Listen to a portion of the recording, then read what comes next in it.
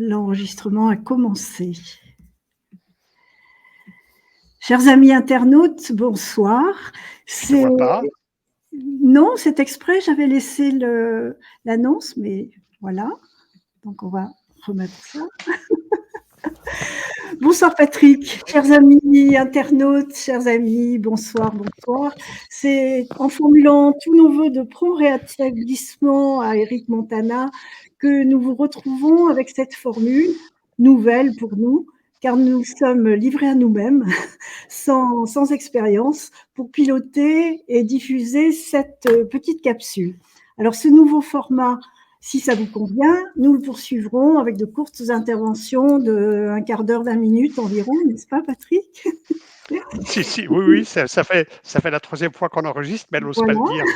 Si, non, si ça ne nous empêchera pas de reprendre les émissions sur TV ADP. Tu as vu que j'ai pris des cernes depuis la dernière émission. Et ça ne va pas tarder parce que les nouvelles d'Eric Montana sont plutôt bonnes et voilà, il va reprendre bientôt avec une nouvelle organisation. C'est vraiment une excellente nouvelle. Oui, en effet. Donc aujourd'hui, Patrick, nous avions choisi de parler du secrétaire de la Santé, Alex Azar. Alors je remets Est-ce un hasard d'en parler? Oui, il n'y a pas de hasard. Voilà. Donc, tu veux. Tu peux passer à la slide suivante. Je passe à la slide suivante. Si tu veux, je te les laisse. Non, je les prends. Non, ouais, tu les prends.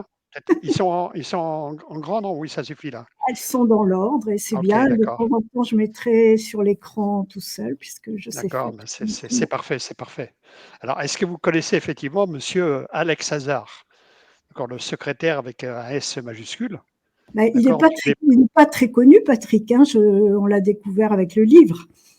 Oui, il n'est pas très connu parce qu'il a fait très peu de temps. J'allais dire au ministère de la Santé, le HSS est l'équivalent du ministère de la Santé, et le titre de secrétaire correspond au ministre de la Santé, quoi. Donc on voit qu'il a été muté, d'accord, assermenté par le président Trump, avec le vice-président, d'accord, qui est à côté, Mike Pence, et qu'il a eu un mandat qui allait du 29 janvier 2018 au 20 janvier 2021. C'est très court, mais je peux vous garantir qu'elle a eu le temps de faire beaucoup de choses. Oui. On n'aura pas le temps d'en parler, mais on a essayé de ressortir, d'accord. J'ai pour consigne d'être rapide. Monsieur Alex Azar, d'accord, c'est lui qui a planifié et dirigé l'exercice de juillet 2019, Crimson Contagion, à savoir la simulation d'un virus comme par hasard qui proviendrait de Chine et qui infecterait, je crois, 12 États aux États-Unis. Alors la simulation a eu lieu en juillet 2019. Il faut savoir, pour rappel, c'est que dès septembre 2019, les services de renseignement américains avaient des informations qu'il se passait quelque chose à Wuhan. Et dès octobre 2019, les informations étaient confirmées comme quoi il y avait un virus, d'accord, donc qui s'était échappé ou qu'on a fait échapper, quoi. Oui. On voit, je dirais, la photo avec le vice-président Mike Pence et puis une personne que l'on connaît bien, Anthony Fauci. Oui. À l'époque, c'était le pangolin, on ne savait pas que ça c'était. Alors, cette image, enfin ce tweet fait par le secrétaire Alex Azar, je dirais, est intéressant parce qu'en fait, il est daté du 14 mars 2018, donc il venait juste d'être nommé ministre de la Santé, on va l'appeler comme ça, sous-entendu secrétaire de la Santé aux États-Unis. Et il reçoit notre ami Bill Gates. Et si vous regardez bien cette photo, elle est intéressante parce qu'on voit Alex Azar qui a les bras ouverts. Oui, on voit bien. Sous-entendu, bienvenue, t'es ouvert, t'es chez moi quand je te reçois. D'accord. Et on voit un Bill Gates, l'épaule droite qui est en avant, les bras croisés. En général, quand on a les bras croisés, on est un peu coincé. Donc, est-ce que le message c'était j'attends de voir? Bon, en 2018, quand on lit le tweet, effectivement, il s'intéressait, je dirais, à la polio et à Alzheimer. On n'était pas encore dans l'optique de Covid-19. Et grâce à Bill Gates, ils allaient éradiquer, je dirais, ce fléau, quoi. Et on parlait pas du papillomavirus, Et on ne payait pas, entre l'antérieur guillemets, encore. pas Ouais. encore, pas encore, pas encore. Alors, connaissez-vous, je dirais, dans la Monsieur Brian Harrison? Alors, Monsieur Brian Harrison, il a été nommé par Alex Azar, d'accord, secrétaire du département de la santé des États-Unis, d'accord, comme responsable principal du groupe de travail sur le coronavirus. Ce groupe Là principal, oui, là aussi, c'est la politique des petits copains. bah, c'est la politique de petit copain, parce que quand on sait que Brian Harrison est un éleveur de chiens, Oui, et qu'il a d'accord, il est connu comme ça, d'accord? ouais, Ça a fait l'objet, je dirais, de pas mal d'articles dans Washington Post et autres, heu j'imagine. et sans expérience, hein, je dirais, dans le domaine de la santé publique, en tous les cas très, très peu d'expérience dans le domaine de la santé publique. Et il faut savoir, c'est que le groupe de travail quand même sur le groupe de travail sur le coronavirus, il est quand même à l'initiative d'un certain nombre de directives, à savoir, la fermeture des écoles, à savoir que les confinements particuliers, à savoir les masques, et quand on connaît maintenant, je dirais, l'utilité du masque fait par des experts, on se rend compte que ce groupe de travail, eh bien, dessous de, je dirais, de ce qu'on attendait, quoi. D'accord, soyons clairs, quoi. Mais enfin, c'est la politique des petits copains. D'accord. Alors, rentrons un peu plus dans le vif du sujet. Oui, Le 31 janvier 2020, Alex Hazard déclare pour la première fois, parce qu'évidemment il l'a fait plusieurs fois, l'urgence de santé publique. Alors l'urgence de santé publique, c'est quelque chose qui dure 90 jours, qui est annoncé de manière officielle effectivement par le secrétaire du département de la Défense. Et pendant ces 90 jours, ça peut être renouvelé autant de fois que l'on veut, en tous les cas autant de fois que le secrétaire de la Défense le souhaite. Qu'est-ce qui peut se passer pendant cette urgence de santé publique? On analyse la situation et on a la possibilité de passer des contrats avec des sociétés. c'est-à-dire que pendant ce temps, ils prolongent, mais en même temps, ils peuvent aussi modifier, autant de fois qu'ils veulent. Oui, tout à fait, tout à fait. Alors, il ne faut pas le confondre, l'urgence de santé publique, avec Non, la mise sur le justement, marché d'un produit d'urgence, oui. d'accord, qui est aussi fait, je dirais, euh, qui est plutôt fait, je dirais, par la FDA, après avoir reçu les directives du département de la santé. Parce que la première fois, on se souvient que la FDA avait envoyé un message au secrétariat de la santé en disant: Mmh. je ne suis pas compétent pour déclarer, d'accord, la mise sur le marché d'un produit d'accord, d'urgence. Et le secrétaire, je dirais, à savoir Alex Hazard, avait répondu: bah, écoutez, vous n'êtes pas compétent, bah, j'irai, moi je le fais, quoi. Ouais. Alors, un autre message en dessous qui me paraît intéressant, il y en a plusieurs, hein, d'accord. J'allais dire lire le livre, mais on n'est pas là pour faire de la pub.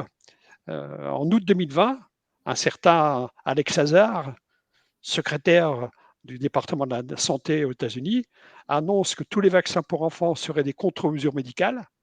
Alors, qu'est-ce que c'est qu'une contre-mesure médicale? Ça a été défini dans la loi de PrEP, la loi de santé, la loi de santé, je dirais, du ministère de la Santé je dirais, aux États-Unis, on va l'appeler comme ça.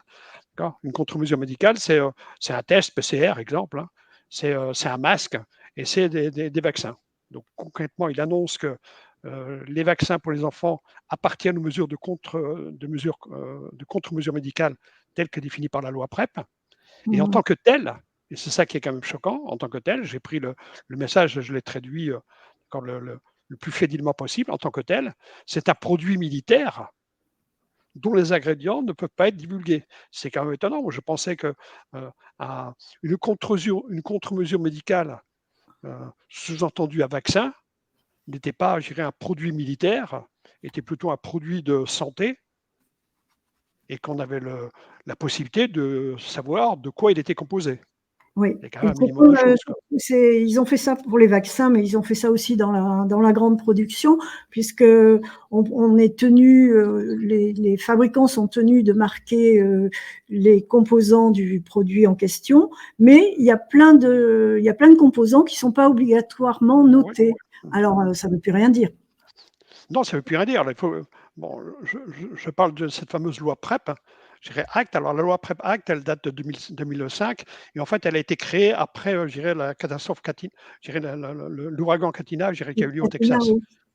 Ouais. Donc, c'est à partir de là qu'ils l'ont créé. Et depuis là, je dirais qu'elle ne fait qu'évoluer, qu'évoluer, qu'évoluer. Alors, il y a une drôle de manière de faire évoluer les lois aux États-Unis. On en parlera durant les prochains slides. Ce que je te propose, c'est d'avancer. Alors, Monsieur Hasard. Alex Allez. Hazard, d'accord? J'allais le confondre avec Albert Bourla. Monsieur Alex Hazard, il est noté sur sa fiche Wikipédia. Hein. Bon, faut toujours se méfier de Wikipédia, d'accord? Il est noté comme quoi c'est un lobbyiste.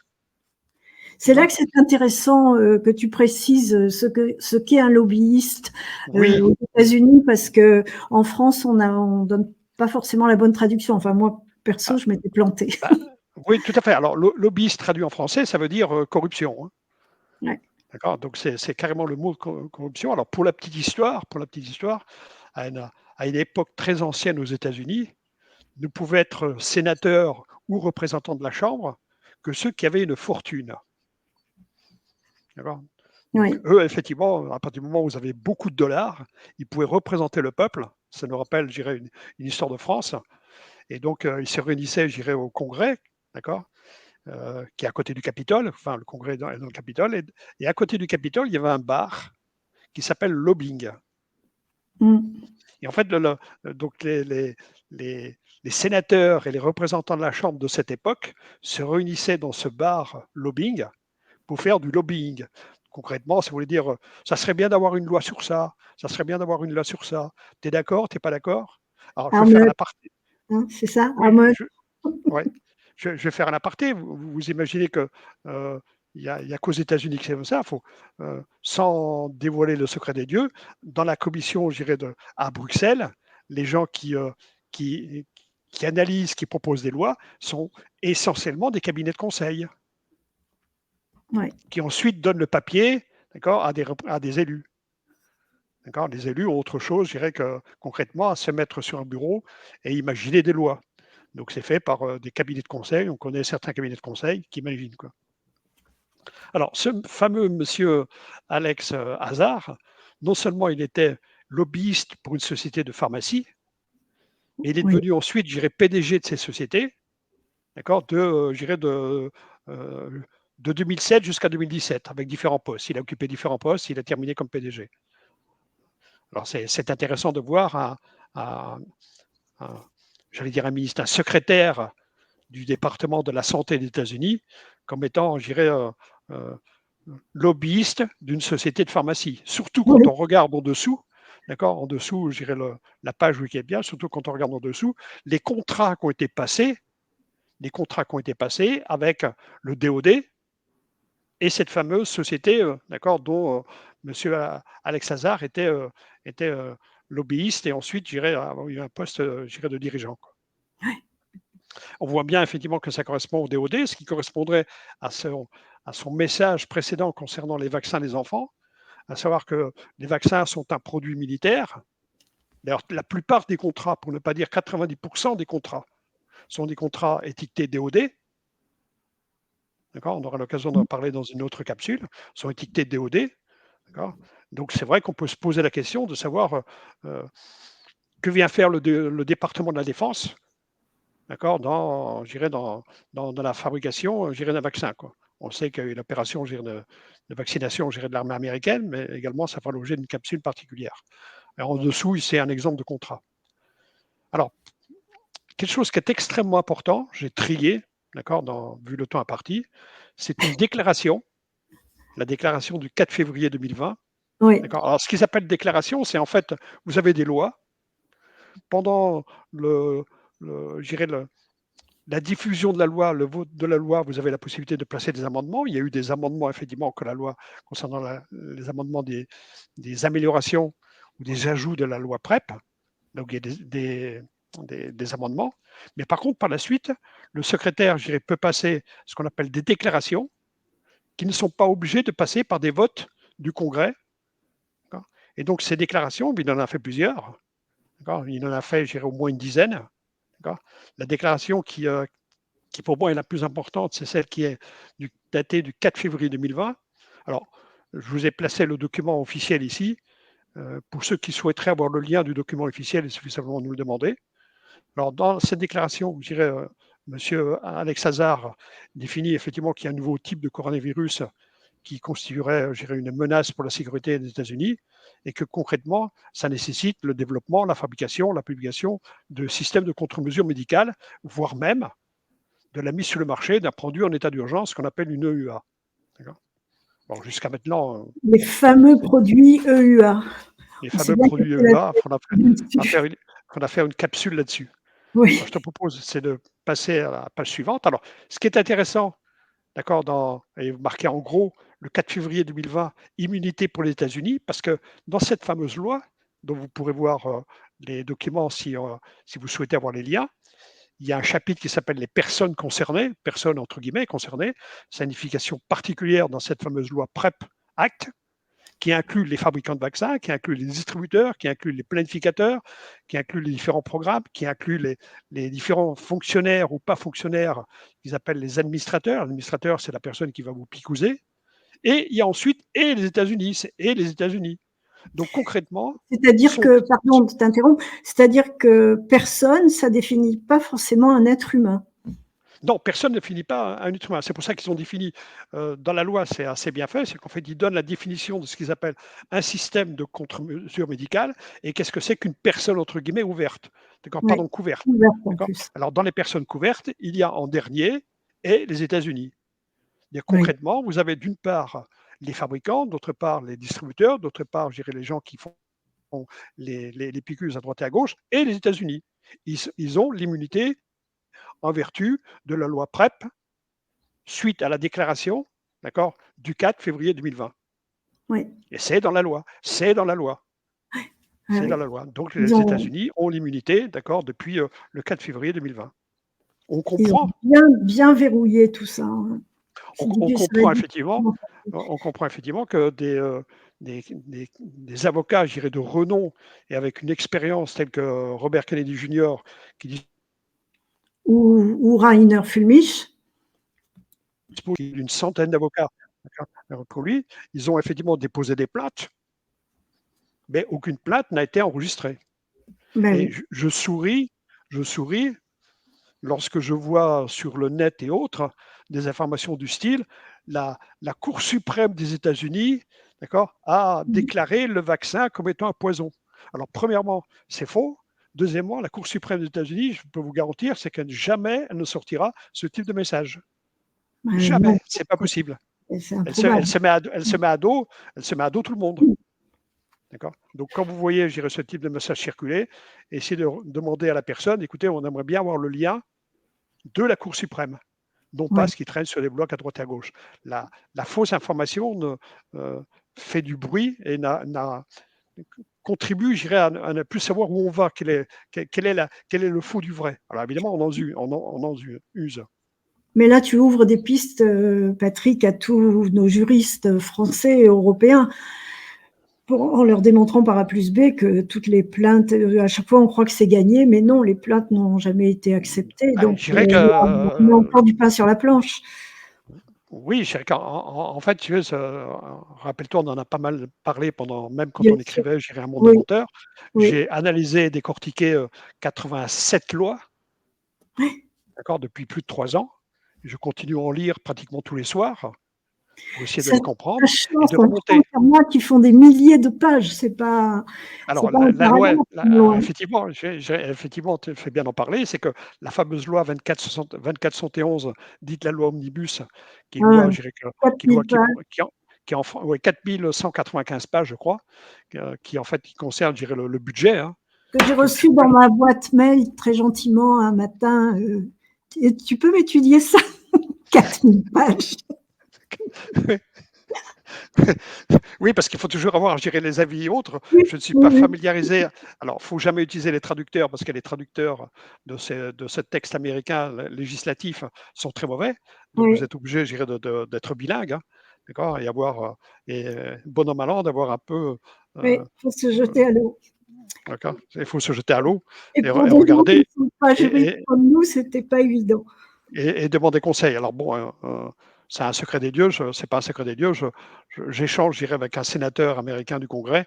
d'accord, qui me dit de temps en temps, Patrick, tu comprends rien, même si tu as travaillé aux États-Unis, tu n'as rien compris. Je dis, ben non, j'ai rien compris, c'est clair. D'accord, est-ce que tu peux pas m'expliquer, quoi? D'accord. Ouais. Voilà. Je passe à la suivante. Yes. Voilà. Alors, vous avez effectivement, j'ai extrait, d'accord, de cette fameuse loi PrEP suite à la déclaration du 4 février 2020. D'accord, j'ai extrait ce qu'ils appellent effectivement les personnes couvertes. Et on voit qu'effectivement, il y a les contre-mesures, on voit qu'il y a, je dirais, les distributeurs, les fabricants, et sur la dernière ligne, on voit qu'il y a marqué États-Unis. Bon, on ne voit pas le petit lien ici, mais je le répète, si vous souhaitez avoir le lien de cette loi-là, il y a une partie qui est traduite en français, l'autre, je dirais, c'est en anglais. D'accord, il suffira de le demander, d'accord, dans les commentaires de, je dirais, de la capsule, comme on dit. Très bien. Merci Patrick. Tu Oui, avais alors, compris? Oui? on peut avancer encore? Ah oui, il y en a encore une. Non, il y en a encore. Alors, j'ai rajouté, tu la connais pas celle-là. Parce qu'en fait, qu'est-ce qui s'est passé? C'est que il y a eu quand même, quand il y a eu cette fameuse loi ou cette fameuse déclaration de Alex Hazard en disant écoutez, il y a immunité pour tout le monde. Il n'est pas question. Alors, immunité pour tout le monde, d'où ça vient? Grosso modo, le message du gouvernement américain, c'était il faut aller très très vite et être le premier pour fabriquer le Oui, vaccin. Donc, il n'était pas question, concrètement, et passez-moi l'expression, la vulgarité, de se laisser emmerder par des éventuelles plaintes qui viendraient foutre le cirque. Il faut aller très très vite et être le premier. de toute façon, il était prêt avant la déclaration de la Il était prêt pseudo-pandémie. avant la déclaration, on aura l'occasion d'en reparler lors d'une Oui, capsule. oui. Une partie était prête pour faire des essais. Donc, mais il y a quand même des sénateurs qui ont essayé, d'accord, de, de contrecarrer cette loi.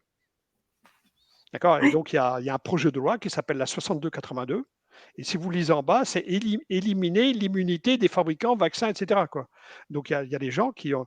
Hein, il y a un sénateur, je crois, de Pennsylvanie, Perry, c'est un sénateur de Pennsylvanie, qui a dit bon, écoutez, moi, je ne suis pas d'accord avec cette fameuse loi, je dirais, de Alex Hazard, concernant l'immunité, je dirais, des fabricants de vaccins contre la Covid-19 et à d'autres fins.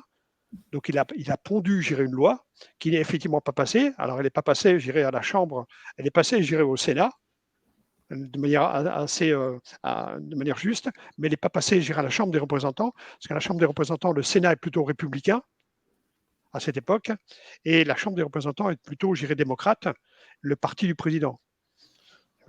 À ce titre, je peux faire une parenthèse. J'ai vu qu'effectivement, le Sénat avait autorisé la diffusion de tous les documents top secrets de la Oui. Covid-19. Ça a été voté à l'unanimité. C'est pas arrivé à la Chambre.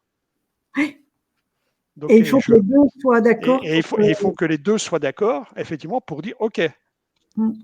Et pour Donc, connaître un c'est peu le circuit maintenant, d'accord, je pense que ça serait une énorme surprise pour moi que la Chambre des représentants, effectivement, autorise la diffusion, je dirais, de documents top secrets,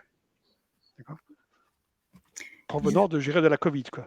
Il y a trop de choses, je dirais, qui doivent être cachées, et puis ça met en jeu quand même les services de renseignement, etc., etc. Alors, pour terminer sur le dernier slide, la question qu'on peut se poser, qui est une question cruciale, tenons compte de tous ces immunité, de toute cette immunité de responsabilité sur une loi extraterritoriale. La loi PrEP est une loi extraterritoriale, c'est-à-dire qu'elle va au-delà des États-Unis. Comment la Commission européenne a-t-elle pu signer des contrats avec des fabricants de vaccins? Comment ça pu se faire? On voit des contrats qui ont été signés le 27 août. On voit des contrats, tu peux le mettre en grand, s'il te plaît? je venais de l'enlever. Est-ce On qu'ils peut, ont bien tout lu? Parce que cette loi PrEP, c'est aussi un énorme dossier. alors, c'est un énorme dossier, mais enfin bon, moi je la connais. Normalement, avant de voter, oui, si toi tu l'as Moi je la lu, connais, ils doivent la connaître, quoi. j'espère que À les partir hommes du de moment loi l'ont lu aussi, oui. on signe un contrat. Donc, mais la question, c'est comment se fait-il que, avec un tel niveau d'immunité, euh, immunité des fabricants, immunité enfin, du développement, de l'analyse, des fournisseurs, je dirais des picouseurs, passez-moi l'expression, immunité des États-Unis concernant, je dirais, les problèmes qu'il pourrait y avoir, graves ou pas, concernant les vaccins. Comment ça se fait qu'on a pu signer comment on a pu signer un contrat, quoi. Alors c'est vrai qu'après, ils ont rajouté parmi les N déclarations, ils ont rajouté, bah, écoutez, bon, à force d'avoir, je dirais, je veux la jouer en soft, à force d'avoir des gens qui se plaignent, on va quand même leur offrir quelques dollars. Et je crois que ce qui est noté dans la loi PrEP au niveau des indemnités concernant les dommages, ça va entre 1000 et 1800 dollars. Donc, une mort suite à un vaccin, à condition d'être prouvé, ça vaut 1800 dollars. Alors, il n'y a qu'une seule faille, d'accord, on en parlera par la suite, c'est s'il y a l'intention de faire du mal avec un vaccin ou autre, là, effectivement, d'accord, vous pouvez déposer, gérer une plainte qui devrait être recevable. Je vous Oui, mais il y souhaite a tout encore le plein bonheur du de monde. Je oui, vous c'est souhaite ça, tout le bonheur du monde pour c'est bien prouver c'est bien effectivement d'oublier. qu'il y avait quelqu'un qui avait l'intention, avec un vaccin, de Oui, faire du mal. oui, oui, on n'y est pas encore. Ça Alors, fera on a encore plein de sujets pour d'autres capsules. Alors, je vais quand même être optimiste, c'est que bon, pour ceux qui ont lu le livre, vous verrez qu'il y a quand même des solutions, parce qu'il y a quand même des solutions, mais pas les attaquer du côté immunité, parce que immunité, c'est dire c'est niette, quoi. Les gens qui ont Oui, attaqué du côté immunité, je dirais Robert Kennedy, Carl Jr. ou Rainer Fulmich, lorsqu'il a déposé je dirais, sa plainte je dirais, au Canada, puisqu'il est passé d'abord par Philadelphie, elle n'a pas été recevable, il est passé au Canada, il a été oui. voir la Chambre je dirais, suprême du Canada, elle n'a pas été prise, elle a été voir je dirais, à une autre région du Canada, et on lui a dit, bah, écoutez, c'est non, quoi. C'est non, on arrête, quoi. Côté immunité, c'est mort. Côté consentement éclairé, c'est mort aussi. Il faut encore trouver autre chose. On en parlera lors d'une capsule de Oui. consentement éclairé. Tu es d'accord pour qu'on conclue? Je pense Je ne sais pas. Ben, vu qu'on la reste tête que j'ai, après m'avoir fait, là-dessus. je dirais, sans sommeil pendant 2 jours, d'accord. Merci Je Patrick, sais que c'est merci quoi, il pour tout. faut que je change de lumière, je suis tout rouge. Merci pour toutes ces informations qui lèvent le voile sur la difficulté à laquelle se heurtent nos avocats pour la défense des victimes des effets secondaires. Chers internautes, cher Patrick, au revoir. Au Je revoir, pense qu'on peut-être. est bon dans les temps d'une capsule. Et si vous avez aimé, dites-le nous, on refera. En attendant de reprendre les émissions, et puis peut-être les deux en parallèle, pourquoi pas, on verra. Au revoir à tous, à bientôt. Au revoir à tous, à la prochaine. J'aurai une meilleure tête. Hein.